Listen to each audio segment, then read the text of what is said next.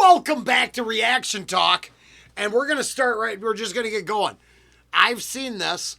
There should be a card up here or a link or something to mine. But this is about Ange and a moment later in the interview. So we're going to move forward and let Ange check this out. He's been around so long, he's almost part of the family. Many of us have grown up with him, always there, the perennial king of pop, but not for much longer. John Farnham's about to call it a day, and he's saying goodbye in true Farnham style. A massive farewell tour through Australia's heartland, a tour called The Last Time. And what a swan song it is. As you'll see, there are no Learjets and limos, it's all big rigs and big tops. The king of pops, now king of the road.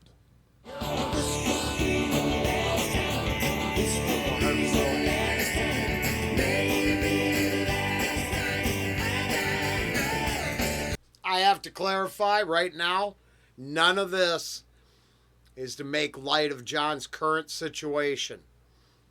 No. Came through it well, full of happiness. Yeah.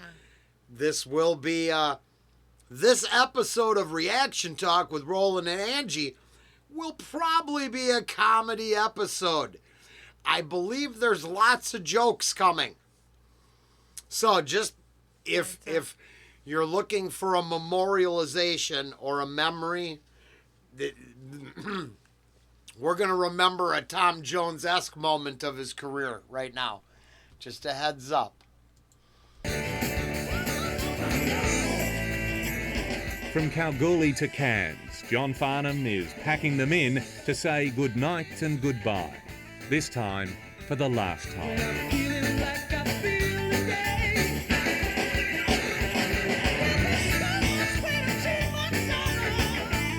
This has really brought it home to me. Okay, this is the last time I'm going to tour.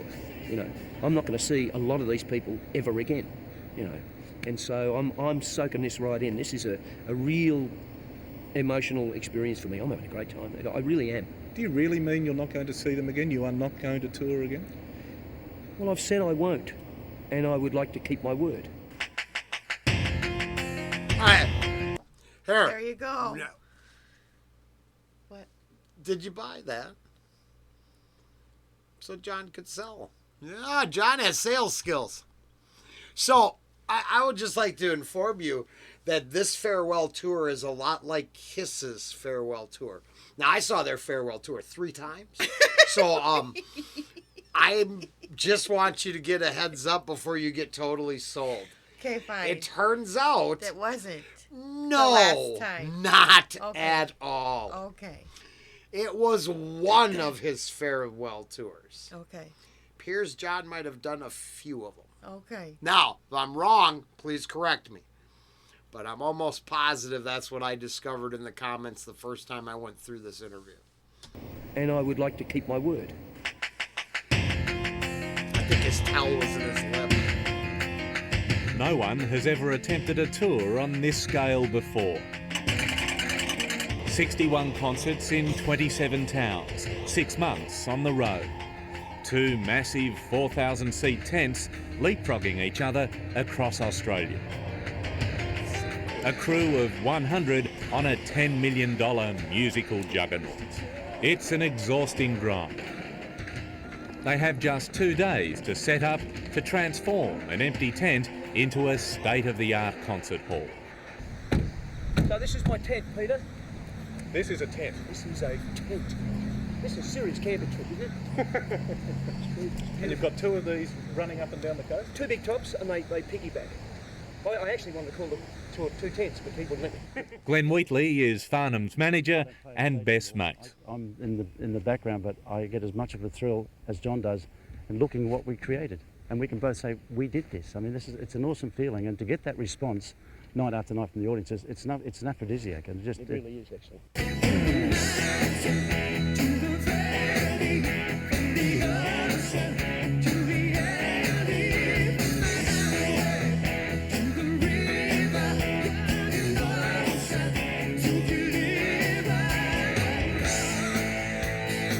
If Farnham is having a midlife crisis, yearning for the quiet life, you could have fooled me. At 53, he's never been in better voice, and his fans can't get enough of him.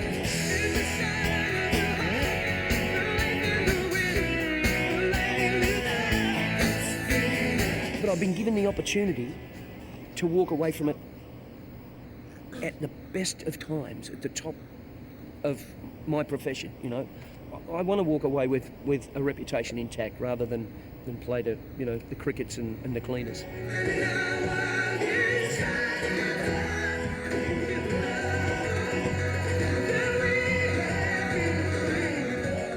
He's outsold all other Australian artists. What? Did you catch that? Let's go back. Make sure we're...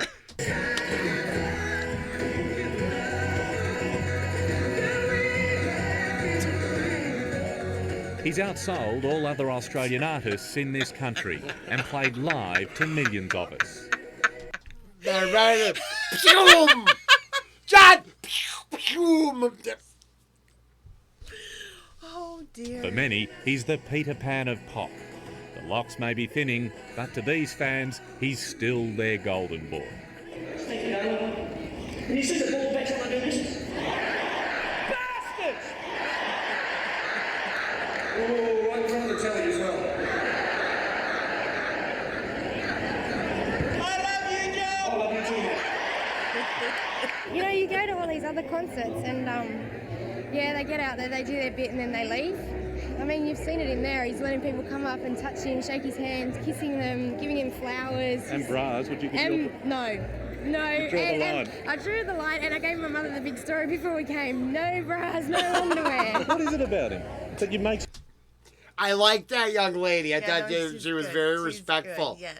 She didn't have the quick release, the No. bazooka bra No. to shoot up at John. No. That's She drew a line. Now, she what do said. you think the gals do? What do you just like double up on that day? I'm gonna go see John's. You like strap on I'm assuming two. it's a front closure. You just go. Those are the easy. When it just kind of springs out, and the girls are free, and they're up there for. You know, yeah, whatever works. Ha! I just wanted. I was so. There's just no doubt about the. Just needed to. That's some magic powers. Sure. Hanny power. Wow. I don't know what he just gets in your head. Come on, let's go. I want to see. Did you need to package one up and send it out there?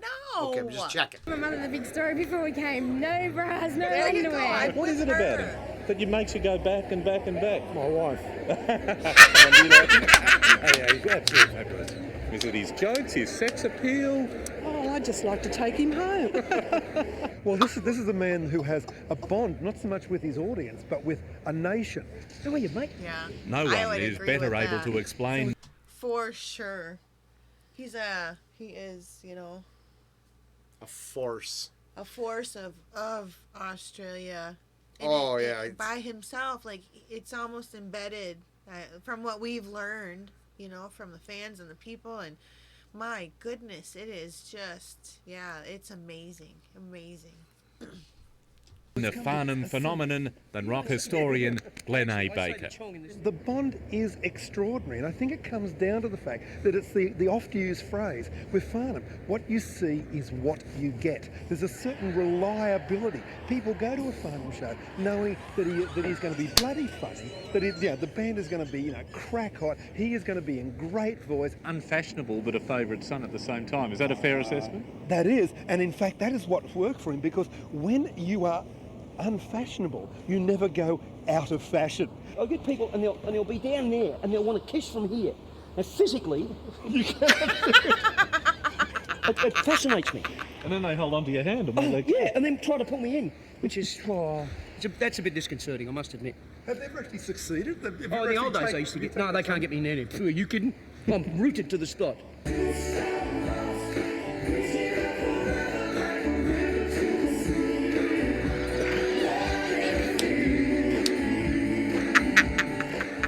How do you reconcile that fact that you have women throwing bras and underpants? They want to shake your hand. They want to soak the sweat off your face. Peter, it's not something I analyse really and truly. I read a piece in a newspaper in Perth, and it fascinated me. It was a little dig. It was one of those digs, and it said, the bulk of the audience at the John Farnham concert were were mainly middle-aged women. And I turned around and went, I said, of course they're bloody middle-aged women. I'm a middle-aged man. You know, if I was 17, they'd be younger.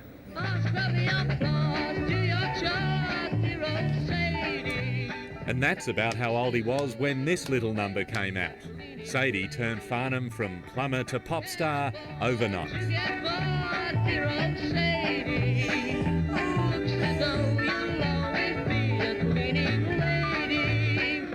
That's it, I'm going to say Sadie Rollen here.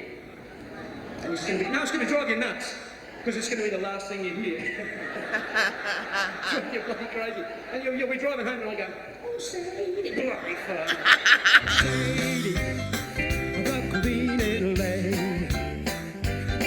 Her aching knees not getting any younger. The crowd demands it, and after 35 years, Farnham still delivers.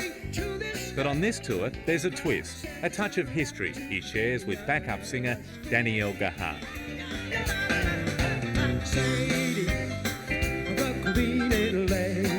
There were two women? No, girls. They were girls standing behind me, and one of them was Danny's mum, who was 4.5 months pregnant with Danielle me. at the time. With you. She left bandstand at 5 months to have me. Wasn't that nice of her? And now the tradition continues. That's it. Here we are. Here we are.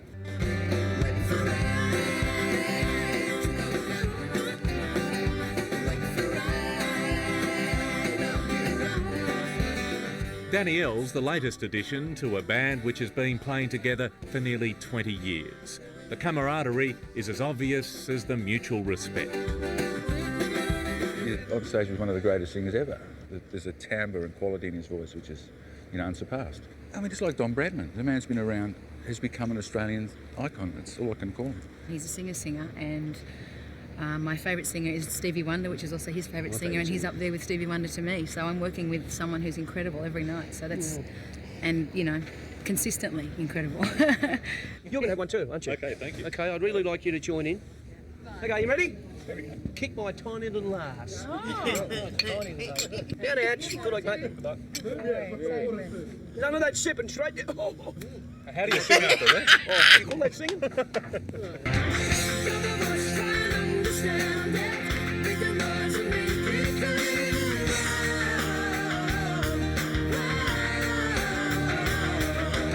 You're the Voice is of course the song that resurrected Farnham's career in 1986. Glenn Wheatley mortgaged his house to bankroll the album Whispering Jack, which went on to sell 1.7 million copies, an all-time Australian record.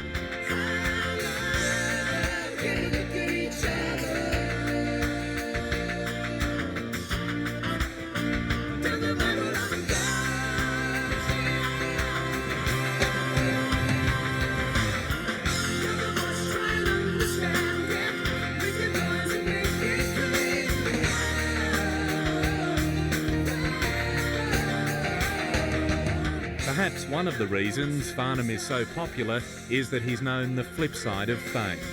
In the mid-80s, he was washed up, depressed, so broke he could barely afford to feed his family. I'll never forget this. We were sitting around with a dragon, who I call my mother-in-law. And we were sitting there watching TV, and she said, why don't we take, Robert out, because McDonald's, the whole thing. Why don't we take Robert to McDonald's for dinner? And we couldn't. I just turned around, got behind her back and said to Jill, we can't afford to. We couldn't even go to McDonald's, It was the lowest of the lows, wasn't it? That's true. How low? Well, it's the lowest I've ever been, as low as it can get for me. It was a very uncomfortable time for me. I ended up on the lounge room floor in the fetal position, just not wanting to do or go or be or see anything. And Jill, my wife, actually, Jilly's a very strong personality and a great bird, and she actually lifted me up and pulled me out of it. She was amazing. I find that really hard to believe, talking to you today, that's how you were. Oh yeah. Agoraphobia. Oh, complete dribbling mess on the ground, seriously. Isn't that crazy? Well, so now my reaction to this the first time through is complicated. I had to pause. I actually researched all that. Yeah. I know the answer. according to Wikipedia and the record, a bad restaurant deal and With Carolyn yes. Hewitt broke them. So he started a restaurant with Carol. Was it Carol? What's her name? Carol or was Carol or Carolyn? I can't remember. We just did Yes. Hewitt. So that's in the They record. did a restaurant deal together, and it fell apart. And not to say that isn't a low point, but let's just say. You still lose everything, you know. Yeah, at the bottom hurts no matter where you fell from. Right. But it kind of was. I was curious because it was here. A well-produced show is going to play something for an emotional response. I needed to know what level of emotional response I was truly supposed to have. Yep. And bad business deals are bad business deals. That can happen. Yep. I have the restaurant history. I mean, I only Restaurants are tough. worked for three guys they're who tough. went out of business while I worked for them, and trust me, it wasn't. Yep. Rollen didn't help them go out of business. Rollen took pay cuts to help them stay in business until they could, win. And it's a tough. It is. It's a tough gig. So. Crazy, But I did though. check It's so into sad, that. you know, And I'm not making light. No, I'm just like, especially since, I can, it's crazy. Yeah. The turmoils that we go through behind the scenes, just being human and ups very and real. downs of life. Yep. Very real. Just 15 months after Whispering Jack's release, Farnham was named Australian of the Year. The man with the mullet was back on top and has stayed there ever since. This is where I do all my cooking. Yes, of course. These days, even on the road, he has all the trappings of success. But deep down, he's still just another knockabout muso. Are you more than a singer? No, just a singer. You're not a showman? I'm a show off. Are you bloody close enough? It's all right for you. This goes to millions of people. They're going to see the pimples and everything. Hang on, I'll fix it.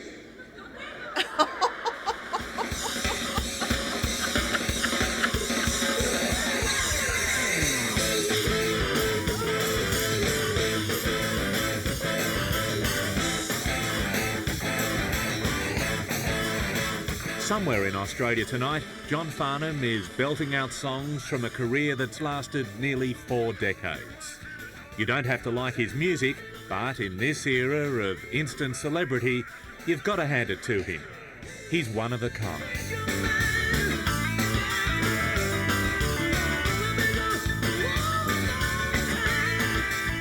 Nice guys do finish first, John. That's a statement, not a question, but yeah, they do, and I get that feeling. I think everyone gets that feeling. Thanks, mate. Thank you.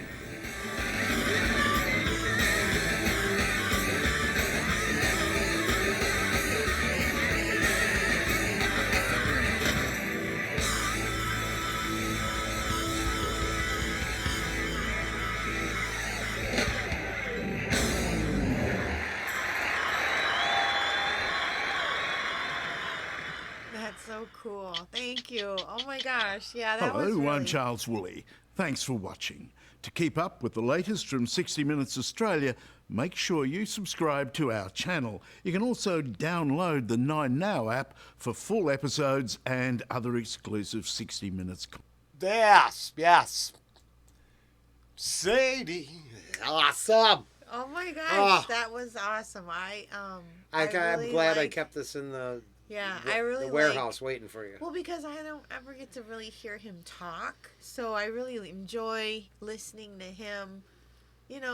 Just tell it like it is, and confirm the reason that I really enjoy him so much is, and probably like everybody else, it is, not just he's a great singer, but he's just kind of a good guy, I really like the way they wrapped it up with the statement, and I'm not saying we can't enjoy his music. Of course we can. But the man, the idea, even if you don't like his is music, so right? much bigger than just the music alone. Yeah, I mean, and then we, as reactors, we've struggled with this because sometimes we get taken away by the persona and the relationship between the fans. The music is, they love it, right? But it's a song. I hate to be right, and you get that small percentage of people that want to focus on that. It's just the voice, and that it's a disservice. It's so much bigger than that a lot of the time, I think, 100%. Especially, he's not a factory, cookie cutter box, he's not that guy. That's what they were saying. It's because of his genuine and his realness, and he's just him. And he don't care if he forgets the words of the song. He'll tell you, nope, forgot them. So sorry. Yeah. But he owns that Keeps part. it He real. doesn't pretend that, he's anything he's not. So that's the coolest part. So thank you, and thanks for saving it. This is good. I love it. Love it. Very Hope you guys cool. enjoyed it. That's a little special interview bonus. So how fun is that? And then again, love and prayers, healing energy going out to him and his family, friends, loved ones, everybody, as he goes through his journey and kicks its butt. Yeah. Very good. Baby? Yeah. Thank you. Thank you. Have a great evening. Bye.